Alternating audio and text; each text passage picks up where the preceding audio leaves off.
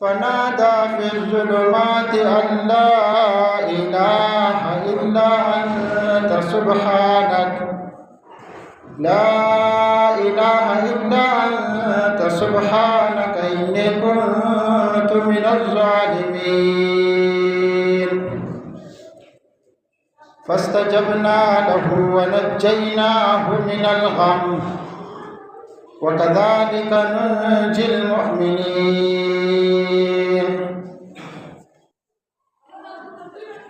ہر قسم کے حمد و ثنا، تعریفات، تحمیدات، کبریائی، بڑائی، بزرگی اللہ وحدہ لا شریک کے لیے خاص ہے، جو تنہا اس کائنات کا خالق ہے، مالک ہے، رازق ہے، وحدہ لا شریک ذات ہے۔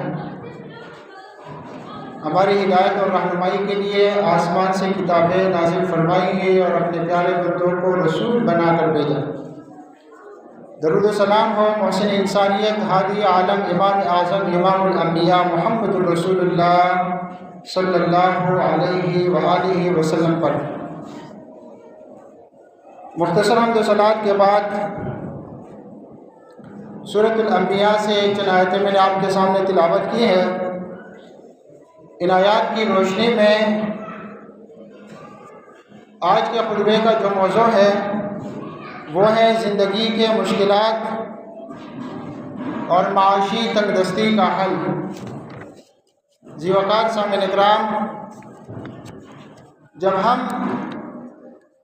زندگی کے مشکلات کے حل پر بات کریں گے اور معاشی تنگ دستی سے نجات پر گفتگو کریں گے تو پیارے بھائیوں یہ اتنا آسان بھی نہیں ہے، کیونکہ زندگی میں خوشی اور غم، کامیابی اور ناکامیابی، مشکلات و مصائب، آسانیاں اور سہولتیں، یہ سب زندگی کے ساتھ لازم و ملزوم ہے۔ تو اس لیے تجربہ اور علم اور مشاہدہ کی روشنی میں انسان کو کامیابی کا سفر طے کرنا ہوتا ہے، اور زندگی میں جب بھی کسی مشکل کا سامنا ہو، جب بھی کوئی اندھیرا سامنے چھا جائے، تو سورۃ الانبیاء کی جو آیتیں میں نے آپ کے سامنے تلاوت کی، ان آیات میں ہمارے لیے سبق ہے۔ وہ یہ ہیں کہ ہم مشکلات میں، مصائب میں، پریشانیوں میں یونس علیہ السلام کی سنت پر عمل کرتے ہوئے اس دعا کو بار بار پڑھیں جو یونس علیہ السلام نے مچھلی کے پیٹ کے اندر پڑی تھی، اور اللہ رب العالمین نے اس کو اس مشکل سے نجات دی۔ دعا اس طرح ہے: لا الہ الا انت سبحانک انی کنت من الظالمین۔ تو یہ واقعہ یاد کر کے یہ دعا پڑھتے رہنا چاہیے زندگی کے ہر قسم کے مشکلات میں، اور یقین رکھنا چاہیے کہ جس طرح اللہ سبحانہ و تعالیٰ نے سیدنا یونس علیہ السلام کو مچھلی کے پیٹ سے نجات عطا فرمائی تھی، بظاہر مشکل تھا اس سے نکلنا، تو جس طرح ان کو نجات دی اسی طرح مجھے بھی، ہم سب کو بھی اندھیروں سے اور مشکلات سے نکالے گا۔ یہ یقین رکھتے ہوئے دعا پڑھنی چاہیے، اور اس یقین کے ساتھ اگر کوئی یہ دعا پڑھتا رہے تو ضرور انشاءاللہ العزیز جس مشکل میں وہ پھنس گیا ہے، جس میں وہ قید نظر آ رہا ہے، بند نظر آ رہا ہے، اپنے آپ کو محبوس یعنی بند کیا ہوا سمجھ رہا ہے، اس سے انشاءاللہ آزاد ہو جائے۔ اور پیارے بھائیوں، مشکلات سے نکلنے کا ایک ذریعہ یہ بھی ہے کہ انسان کبھی بھی اپنا حوصلہ نہ ہارے، انسان پر امید رہے۔ جیسا کہ اردو مقولہ بھی ہے کہ امید پر تو دنیا قائم ہے،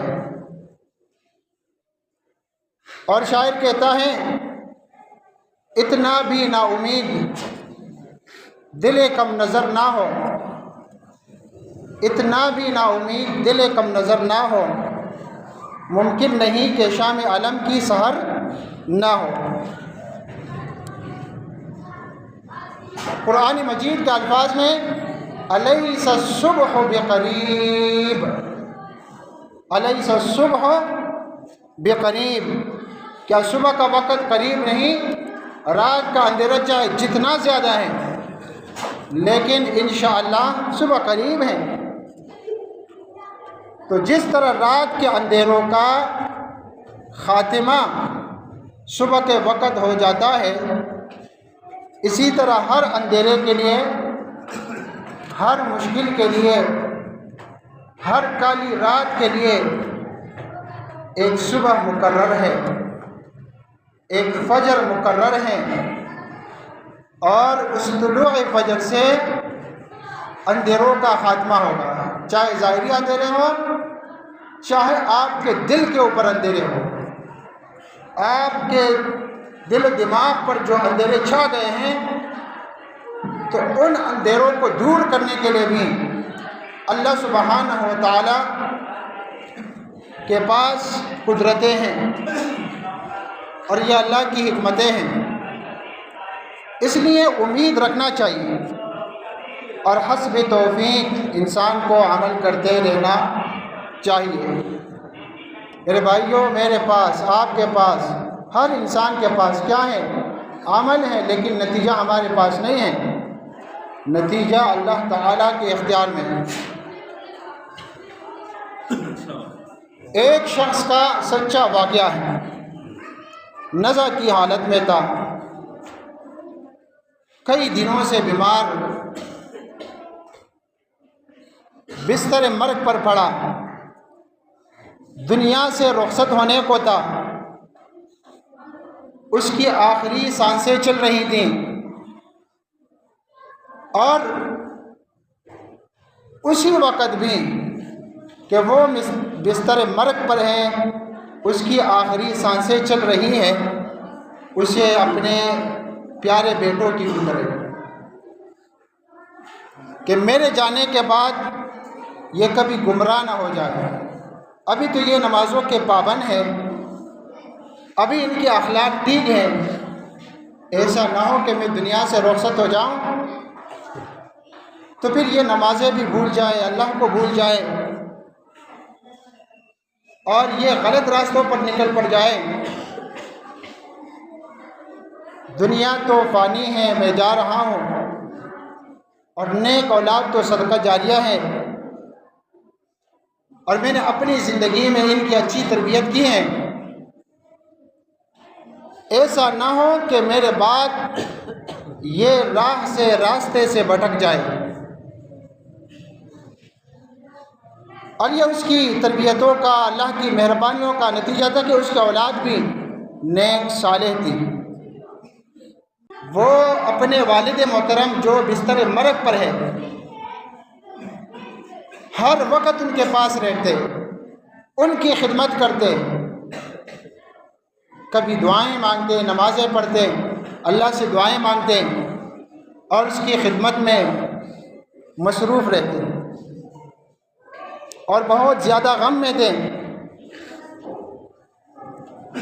تو ایک دن جب والد کو تھوڑا سا افاقہ ہوا، اس نے اپنے بیٹوں کو اپنے سے قریب کرنے کا کہا، ہاتھ کے اشارے سے قریب ہوئے، کہا کان میرے نزدیک کرو تاکہ میری آواز تمہارے کانوں میں پہنچ جائے۔ فرما بردار بیٹوں نے حکم پر عمل کیا، تو اس نے کہا کہ میرے پیارے بیٹوں، میں تو دنیا سے جا رہا ہوں، لیکن میری چند وصیتیں ہیں۔ تو بیٹے توجہ سے سننے لگے۔ ان کے والد نے جو پہلی وصیت کی کہ میرے بیٹو، میری وصیتوں میں سے ایک وصیت یہ ہے کہ ہمیشہ مہمانوں کی عزت کیا کرو، کہ میرے جانے کے بعد بھی جس طرح تم میری زندگی میں ہم مہمان کی عزت کیا کرتے تھے، تو تم بھی ہمیشہ مہمانوں کی عزت اور خدمت میں قصر نہ چھوڑو، مہمان نواز رہ کر زندگی گزارو۔ اور ہمارے دین میں بھی اس بات کی بہت زیادہ تاکید آئی ہے۔ اور پھر اس نے دوسری وصیت، وہ شخص جو بستر مرگ پر ہے اسے اپنے بیٹوں کی تربیت کی فکر ہے، بیٹے بھی الحمدللہ نیک صالح ہیں، تو اپنی اولاد کو جاتے جاتے یہ کہا کہ میرے بیٹو، میری دوسری جو وصیت ہے، نصیحت ہے، وہ یہ ہے کہ جب تم شرفاء کی مجلس میں ہو تو ان کے لیے اپنے احساسات، اپنی سوچ مثبت رکھو، اپنے بڑوں کے لیے ہمیشہ اچھا سوچو، ان کے بارے میں کبھی منفی سوچ اپنی ذہن میں نہ لاؤ۔ زندگی میں مثبت سوچ کے بہت زیادہ فائدے ہیں،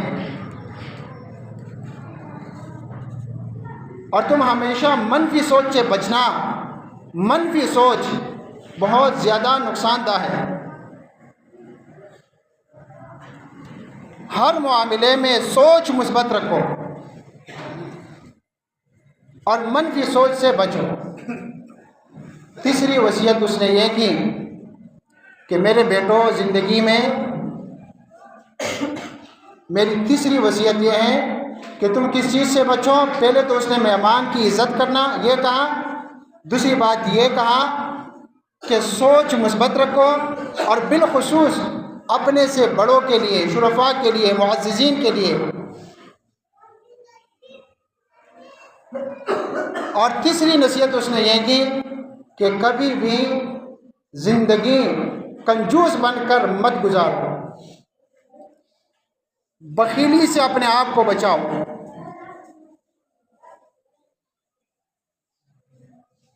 اور انہیں یہ کہا کہ دنیا فانی ہے، اس میں بخل کر کے کیا کرو گے، کنجوسی کر کے اپنے آپ پر ظلم کرو گے، تو بخل سے اپنے آپ کو بچاؤ۔ اور چوتھی اور آخری وصیت جو اس نے اپنے بیٹوں سے کی، بہت ہی آہستہ آواز میں، جو شخص بستر مرگ پر ہو تو آپ سوچئے اس کی گفتگو کس انداز سے ہوگی، ایک ایک لفظ جوڑے گا، اپنے جملے کو مکمل کرے گا۔ تو اس نے کہا کہ میری آخری وصیت جو اس نے کی ہے وہ یہ ہے کہ اس بات پر یقین رکھو کہ مشکلات جتنے بھی چاہے بڑے ہو، لیکن تم نے حوصلہ نہیں ہارنا، ہمت نہیں ہارنی، توکل، بھروسہ اللہ سبحانہ و تعالیٰ پر رکھنا ہے۔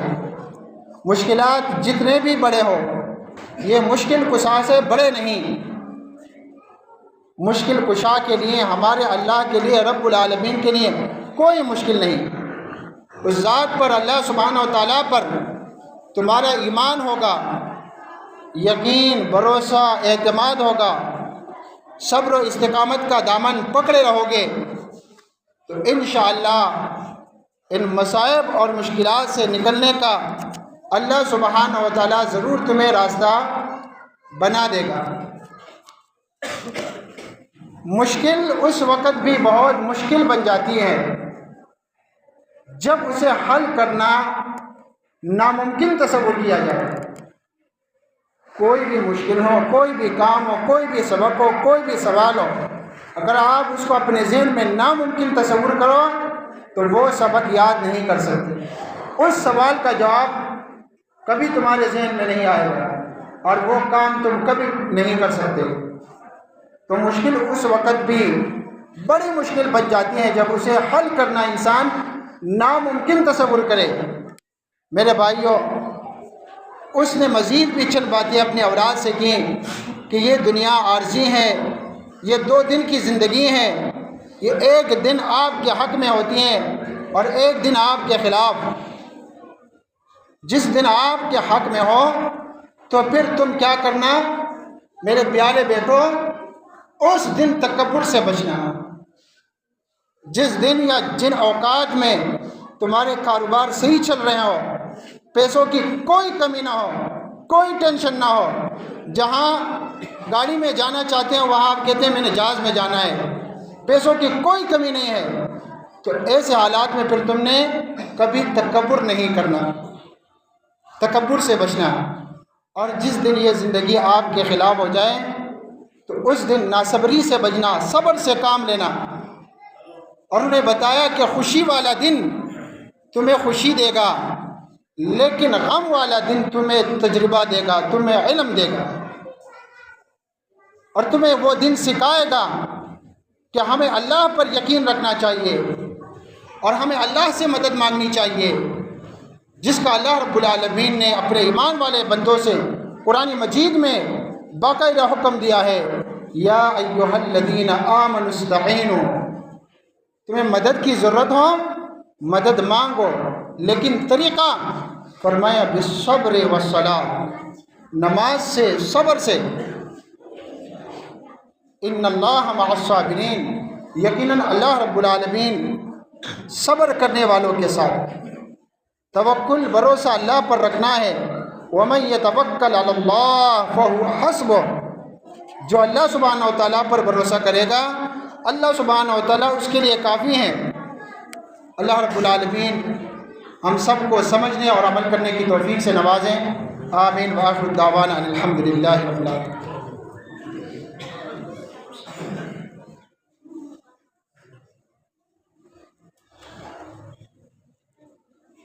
ان الحمد للہ نحمده ونستعینه ونستغفره ونعوذ بالله من شرور انفسنا ومن سيئات اعمالنا، من يهده الله فلا مضل له ومن يضلل فلا هادي له، واشهد ان لا اله الا الله واشهد ان محمدا عبده ورسوله۔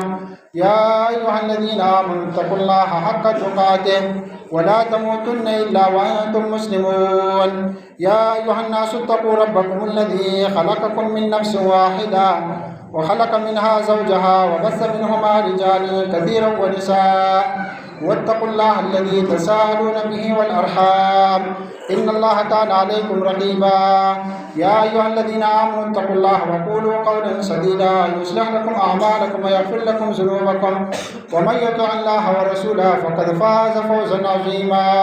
أما بعد، چونکہ ٹائم کچھ باقی ہے تو جو آیتیں میں نے آپ کے سامنے خطبے کے آغاز میں پڑھی ہے، تلاوت کی ہے، تو ان کا مختصر ترجمہ بھی پڑھتے ہیں۔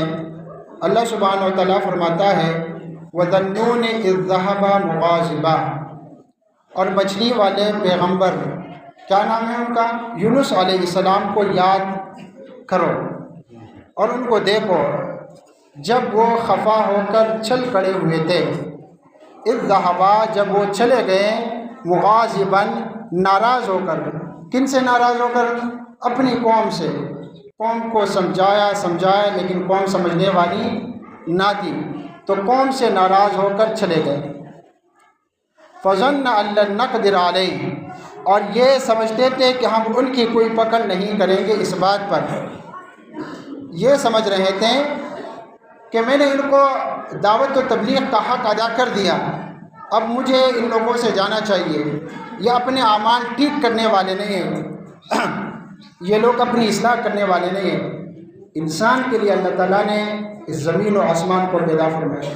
انسان اگر مسلم ہو، انسان میں اصلاح ہو، انسان میں فساد نہ ہو، تو پوری کائنات میں اصلاح ہے۔ سورج، چاند، تارے، یہ ہوائیں، یہ سب اللہ کے حکم کے تابع ہیں، اللہ نے انسانوں کے لیے مسخر کر دی۔ لیکن اگر انسان میں بگاڑ پیدا ہو جائے تو پوری کائنات میں بگاڑ آتی ہے۔ تو یونس علیہ السلام نے یہ سمجھا کہ میں نے تو ان لوگوں کو اپنا حق ادا کر دیا، تو وہاں سے چل کھڑے ہوئے۔ تو جب چلے تو پھر وہ کشتی میں بیٹھے۔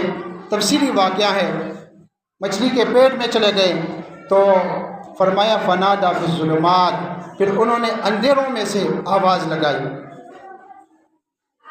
اللہ سبحانہ و تعالیٰ فرماتا ہے کہ اس نے تاریکیوں کے اندر مجھے پکارا، اللہ الہ الا انت سبحانک انی کنت من الظالمین، یا اللہ تیرے سوا کوئی معبود نہیں، تو ہر عیب سے پاک ہے، انی کنت من الظالمین، بے شک میں قصوروار ہوں۔ ان آیات کی تفسیر میں مفسرین نے تفصیلی واقعہ لکھا ہے، لیکن چونکہ وقت ختم ہو گیا ہے اسی پر اکتفا کرتے ہیں۔ اللہ رب العالمین ہمیں سمجھنے اور عمل کرنے کی توفیق عطا فرمائیں اور ہماری مشکلات کو آسان فرمائیں۔ جس بھائی کے جو بھی مشکل ہو اللہ تعالیٰ اسے اس مشکل سے نجات عطا فرمائے، آمین۔ وآخر دعوانا الحمدللہ رب العالمین۔ صفیں درست کیجیے، صفوں کی درستگی نماز کا حصہ ہے۔ صفوں رحمکم اللہ۔